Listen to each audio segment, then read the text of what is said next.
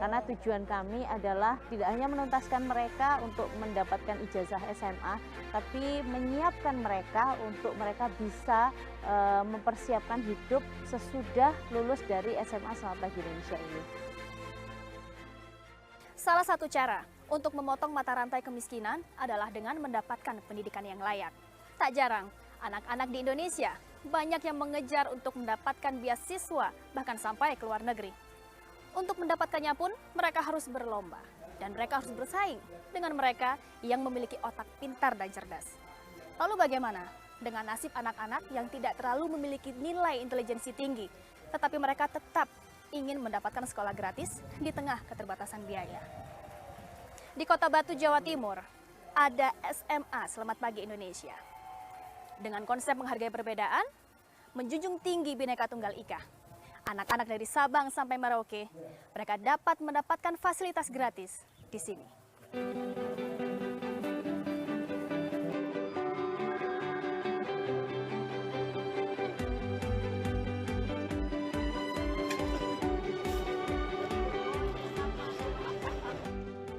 Sekolah ini tak ubahnya seperti SMA lainnya. Keceriaan dan kehangatan terpancar dari wajah para siswa SMA Selamat Pagi Indonesia. Yang berbeda adalah keberagaman suku siswa-siswinya. Mulai dari ujung timur hingga ujung barat Indonesia. Dan sekolah ini adalah tempat bagi mereka yang ingin mendapatkan pendidikan bebas biaya alias gratis.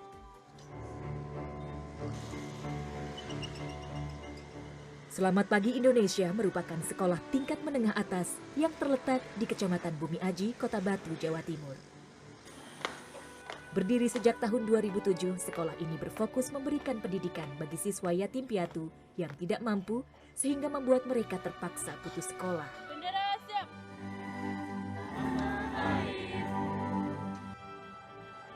Menariknya, setiap tahun ajaran baru sekolah ini akan menerima para siswa yang berasal dari Sabang hingga Merauke.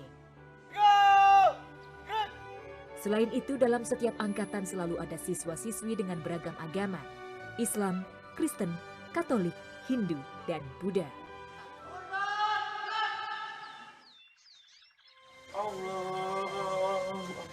Setiap pagi, siswa diwajibkan melakukan ibadah sebelum memulai aktivitas di sekolah. 5 rumah ibadah yang mewakili setiap keyakinan tersedia di area sekolah.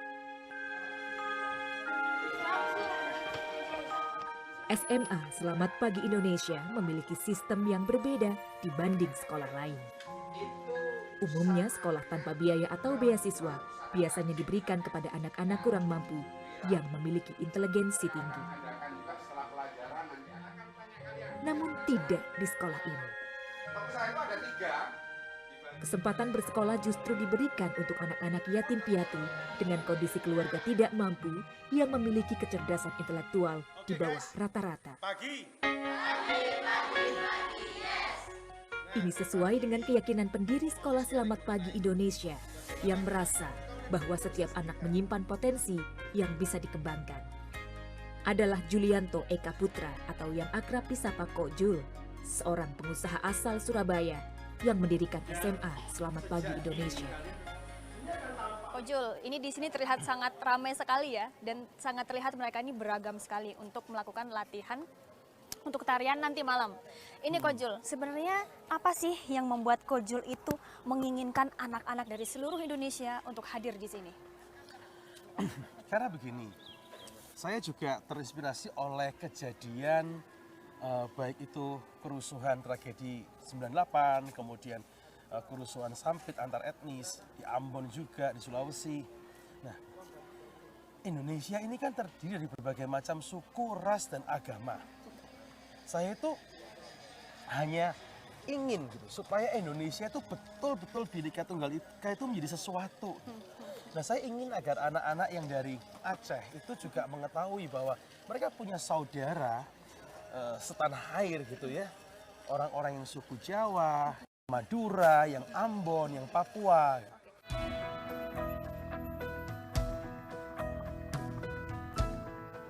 Saat ini setiap angkatan SMA Selamat Pagi Indonesia menerima 80 siswa. Sebagian siswa SMA Selamat Pagi Indonesia memiliki kecerdasan intelektual di bawah rata-rata sehingga mengharuskan pengajar untuk ekstra memberikan wawasan dengan cara yang kreatif. Gimana kabarnya Pak Giri? Salah satunya kegiatan moving class. Siswa tidak hanya belajar di dalam kelas, para pengajar memanfaatkan pemandangan alam yang ada di sekitar sekolah. Salah satu metode kami memang kami di sini pola pembelajaran kami moving class. Jadi tidak hanya di kelas kotak saja, kami selalu moving, kadang di taman, kadang di joglo, kadang di hall gitu ya, enggak mesti. Jadi kadang-kadang saya bawa anak-anak ke alun-alun juga. Awal-awalnya ya ada kesulitan karena anak-anak kami di tempat ini kan anak-anak yang dengan background macam-macam ya, mulai dari Papua sampai Sumatera. Juga background kondisi sosial ekonomi yang beda-beda, kultur budaya beda-beda, jadi kesulitan komunikasi.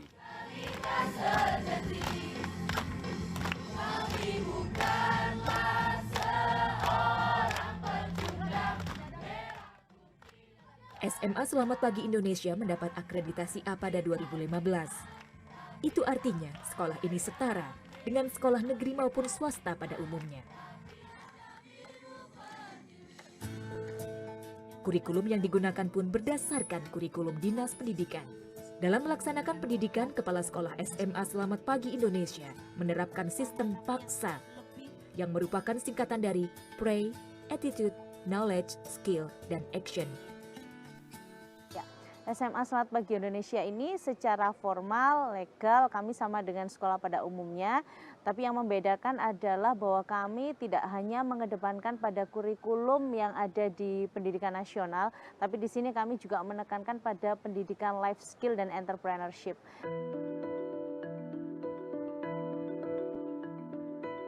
Siswa yang sedang mengenyam pendidikan di SMA Selamat Pagi Indonesia mendapat fasilitas asrama.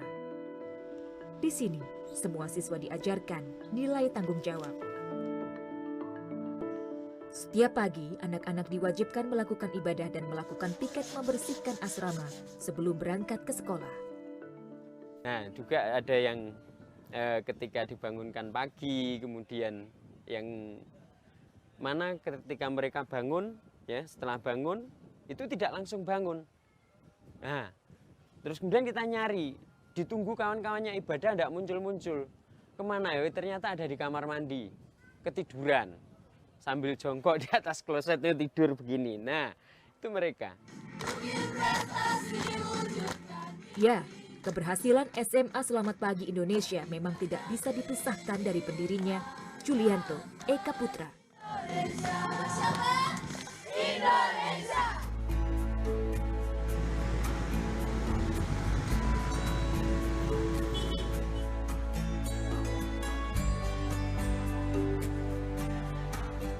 Julianto Eka Putra, sulung dari 3 bersaudara ini lahir di Surabaya 8 Juli 1972.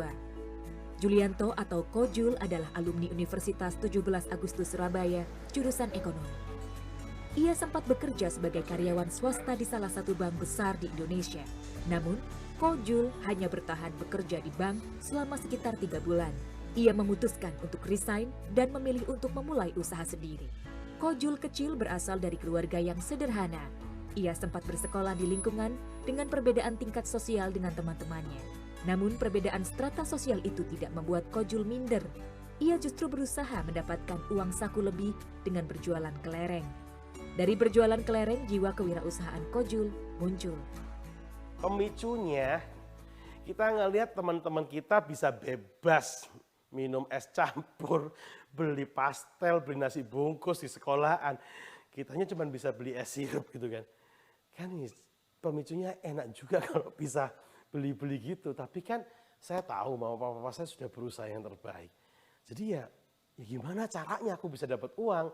Terus kan saya mulai karena hal itu saya mulai ngelihat teman-teman pada main kelereng, pada ini. Terus mereka beli kelereng di luar, harganya berapa? Rp25, waktu itu dapat 3. Di toko sebelah rumahku Rp25 dapat 5 karena saya juga main kelereng. Saya mikir, wah saya bisa dapat untung ini. Maka saya mulai beli kelereng di toko sebelah dekat rumah saya jual lah ke teman-teman. Saat ini Kojul sukses memiliki bisnis madu multilevel marketing atau MLM dan menjadi motivator. Ia memulai bisnis madu MLM pertama di Indonesia sejak 1995. Prestasi yang diraihnya dalam bisnisnya tak lantas membuatnya jumawa. Justru, ia terus berupaya menjadi orang yang bermanfaat bagi banyak orang. Kalau banyak orang bilang begini ke saya, Yul kamu baik hati ya, Yul hatimu mulia ya bikin sekolah gratis. Salah. Saya itu dijebak Tuhan. Jadi ceritanya itu pada waktu bulan Juni tahun 2000 ada acara besar motivasi dari perusahaan HDI, kan saya distributor di sana, perusahaan sosial network marketing. Di tengah-tengah saya memberikan motivasi, saya tuh bilang tahun 2010 kita akan bangun sekolah gratis buat anak-anak yatim piatu yang tidak mampu. Wah, setelah saya turun panggung, saya dimarahi leader-leader saya. Kenapa saya bikin statement kok tidak pakai rundingan dulu? Saya tanya statement yang mana? Tuh sekolah gratis. Secara spontan Kojul mengatakan ingin mendirikan sekolah gratis di depan banyak orang. Kasus anak-anak bunuh diri karena malu tidak memiliki biaya untuk membayar sekolah membuat Kojul semakin yakin bahwa ini waktu yang tepat untuk segera mewujudkan cita-citanya. Tuhan, kalau memang engkau menegur saya perkara sekolah ini dan engkau ingin saya segera bangun sekolah ini, tolong besok pagi headline harian itu besok pagi itu lagi. Saya nggak bisa tidur semalaman, nungguin itu jam 5 pagi begitu koran itu masuk dari bawah pintu hotel, saya ambil gitu ya, saya baca langsung. Wih iya benar ternyata. Nah disitulah saya tuh merasa aduh. Nah saya telepon teman-teman semua, saya bilang ayo kumpul di Surabaya, kita kumpul. Saya bilang saya merasa ini teguran keras buat saya, kita harus dirikan sekolah ini. Memiliki niat baik tak selalu mendapat tanggapan positif. Kojul mendapat tantangan dari orang terdekat dan keluarga, termasuk istrinya. Saya pasti syok ya, saya berharap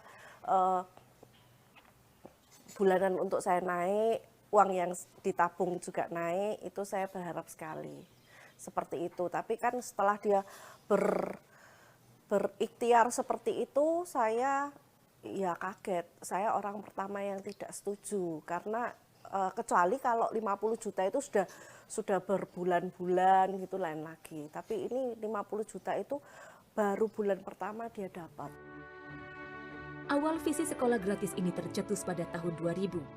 Tak berselang lama, di tahun 2003 Kojul mendapat bantuan dari rekan bisnisnya untuk membeli tanah seluas 3,3 hektar di Kota Batu.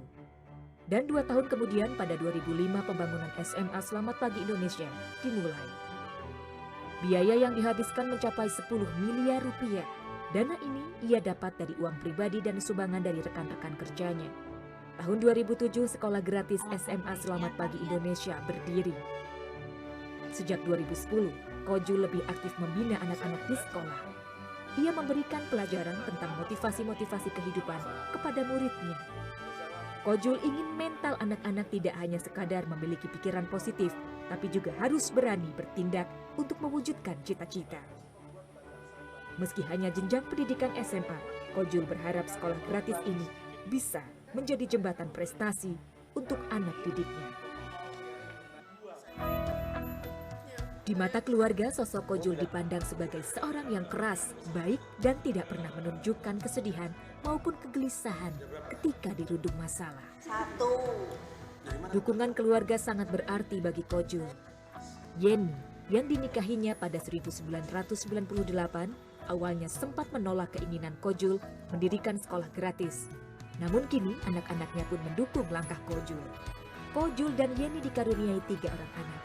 Anak pertama, Stefanus Dominic Jevon, saat ini melanjutkan sekolah di Singapura. Anak kedua, Jong Angeline Michelle, akan segera bertolak ke negeri Kaguru untuk melanjutkan sekolahnya. Dan anak bungsunya, Jong Natalie Senon, saat ini masih duduk di bangku SMP kelas 2. Anak kedua Kojul, Michelle, mewarisi bakat menulis buku dari ayahnya. Saat usia 14 tahun, ia berhasil menerbitkan buku pertamanya sendiri, berjudul The Nerd Can Fight. Buku yang ia tulis terinspirasi dari sang ayah yang ingin mencoba membantu anak-anak tertindas supaya bisa bangkit melewati keterpurukan. Bahkan, sebagian pendapatan dari buku ini diberikan untuk sekolah SMA Selamat Pagi Indonesia. Kalau papi ngajarinnya, meskipun kamu gadis nggak boleh lempeng, harus bisa mandiri, nggak boleh punya ego yang besar dan harus selalu bantu orang. Kalau Michelle pribadi bilang ke papi mau kasih semua, karena Michelle tahu mereka lebih membutuhkan. Cuma papi yang nggak bolehin, yang ngelarang dari pertama. Jadi akhirnya sama papi cuma dibolehin kasih beberapa persen.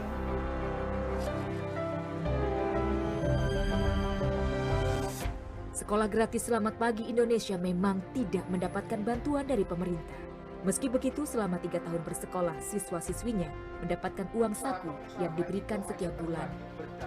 Untuk bisa menghidupi anak-anak yang bersekolah gratis, banyak cara yang ditempuh oleh Kojul dan keluarga. Salah satunya dengan menyisihkan sejumlah keuntungan dari usaha MLM Madu yang sudah berjalan selama 20 tahun. Kojul, ini adalah tempat bagi para customer untuk mengambil pesanan madu mereka, benar nggak? Betul, tuh sarang madunya tuh. Wah, berarti saya bisa ngambil pesanan madu saya di sini nih, Mbak. Wah, ini dia. Dari 1 botol madu sampai akhirnya Kojul bisa mendirikan sekolah Selamat Pagi Indonesia dan itu gratis. Sebenarnya berapa pendapatan Koko dari penjualan madu ini? Kalau secara omset itu mencapai 20 sampai 30 miliar per bulan secara omset. Tetapi untuk secara pendapatan itu bukan saya pribadi, tetapi teman-teman distributor HDI itu mereka mengikhlaskan 5% dari pendapatannya tiap bulan untuk mensupport operasional biaya di sekolah SMA Selamat Pagi Indonesia. Oke, Kojul ini kan banyak sekali usaha yang Kojul buat ya. Apakah semua usaha itu mereka diharuskan memberikan support dana bagi sekolah Selamat Pagi Indonesia? Iya, mereka memang diharuskan karena kalau tidak saya juga kewalahan. Jadi teman-teman dari perusahaan penerbitan buku, dari training ke perusahaan-perusahaan, kemudian dari training penataan keuangan pribadi, juga ada dari teman-teman dari agen-agen asuransi dari Bridge, itu mereka juga mengikhlaskan, mensupport keberadaan SMA Selamat Pagi Indonesia. Pernah nggak sih kok ada masa di mana dana untuk sekolah SPI ini kurang? Aduh, saya merasa kurang nih, saya butuh dana lebih nih. Apa effort yang Kojul lakukan? Iya, saya juga minta bantuan sama teman-teman dari semua divisi. Seperti tahun lalu waktu kita mau memberangkatkan adik-adik kita ke Eropa, itu sebetulnya saya kekurangan dana sekali. Nah, saya minta tolong mereka, ayo bisa fight lebih lagi. Dan kemudian juga terkadang ada teman-teman yang lain yang merasa menjadi stakeholder di sana, dari perusahaan-perusahaan restoran dan sebagainya, dari media itu membantu juga. Membantu, bahkan juga di luar itu mereka membantu juga mempromosikan usahanya adik-adik. Jadi kita terbantu sekali untuk pemenuhan kebutuhan dananya oleh hal-hal seperti itu. Dan di atas kamarnya adalah Bapak Tuhan yang Maha Esa.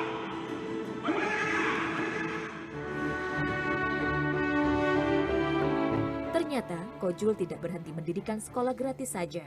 Ia juga membangun sesuatu yang lain untuk membantu anak didiknya.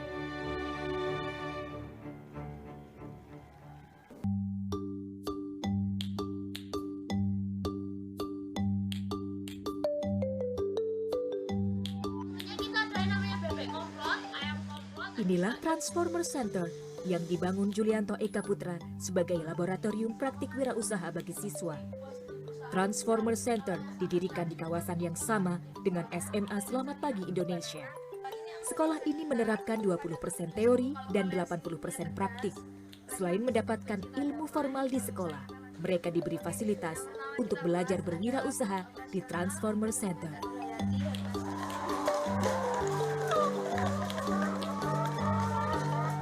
Transformer Center memiliki banyak divisi yang bisa digunakan oleh para siswa dalam praktik mengolah bisnis. Antara lain, divisi peternakan, restoran, pertanian, hingga perikanan. Selain sekolah Selamat Pagi Indonesia juga ada Transformer Center. Yang di sini tujuannya untuk Kojul menjadikan tempat ini itu untuk menjadi laboratorium bagi anak-anak belajar berbisnis. Apakah itu menjadi salah satu rangkaian Kojul untuk membuat impian Kojul menjadi nyata di sini? Awalnya saya juga bingung bagaimana yang memberikan bekal-bekal itu. Sampai kemudian pada waktu anak-anak angkatan pertama yang mau lulus tuh mereka galau, bingung mau mengerjakan apa, bekerja apa. Sebab kalau tidak mereka akan kembali sebagai buruh bangunan, pembantu rumah tangga. Nah di sana awalnya oke, kita bangun bisnis untuk mereka. Jadi kita sama-sama ya. Itulah kenapa PT-nya atas nama mereka, komisarisnya mereka, direksinya mereka.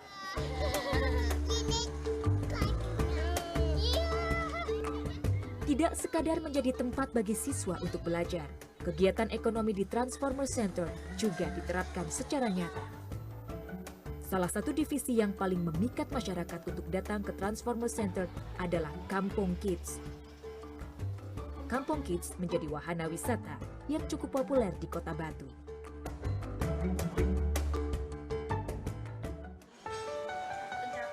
Divisi yang ada di dalam Transformer Center semuanya dikelola dan dikembangkan secara profesional oleh alumni dan siswa yang masih bersekolah di SMA Selamat Pagi Indonesia. Salah satunya adalah Sayyidah. Alumni SMA Selamat Pagi Indonesia asal Temanggung ini dengan penuh ketelitian menggulung adonan kue dibantu oleh adik kelasnya. Sayyidah terinspirasi membuat bisnis Parisien setelah Kojul mengajaknya ke Eropa setahun lalu. Saat itu, Sayyidah belajar mengenali olahan kue terbaik di dunia atau experiential learning. Jenis kue yang diproduksi oleh Sayyidah ini cukup populer di Eropa dan Amerika, dan ternyata Parisien juga diminati di sini. Oke, kalau awal mulanya Parisien ini sebenarnya bulan Februari. Jadi waktu itu kita mulai nyoba-nyoba Februari 2017, jadi masih baru. Waktu itu terus habis itu bulan Maret, awal Maret kita langsung launching. Kebetulan kita juga ada event, waktu itu 2000 orang pesertanya. Dan alhamdulillah responnya waktu itu langsung 664 box itu laku, seperti itu. Siapa sangka, usaha kue yang baru dirintis pada Maret lalu bisa menghasilkan keuntungan hingga puluhan juta rupiah per bulan. Bagai kacang yang tak lupa akan kulitnya, Sayyidah menyisihkan 10% pendapatan bisnisnya untuk SMA Selamat Pagi Indonesia. Kalau untuk keluarga sampai hari ini, ya alhamdulillah saya juga bisa bantu sedikit-sedikit untuk adik-adik di rumah, sekolahin adik seperti itu. Dan kalau untuk saya pribadi hari ini, saya sedang menabung untuk kita bisa punya rumah sendiri. Para siswa di SMA Selamat Pagi juga dilatih keberanian untuk tampil percaya diri. Foni misalnya, siswi asal Maluku ini mengikuti lomba menyanyi lagu bahasa Mandarin tingkat Malang Raya dan berhasil meraih juara 2.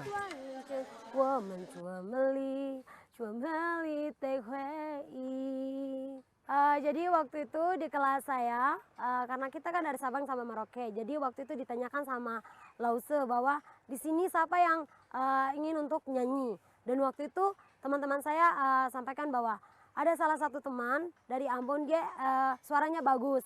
Terus waktu itu saya dipanggil untuk siap untuk mau ikut lomba nyanyi. Nah, kemudian Tuhan saya terpilih untuk mengikuti lomba nyanyi lagu Mandarin. 12.000.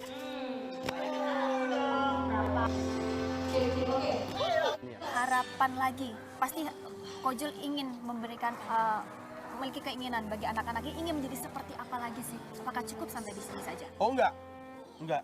Saya selalu bilang ke mereka bahwa ini adalah langkah awalmu.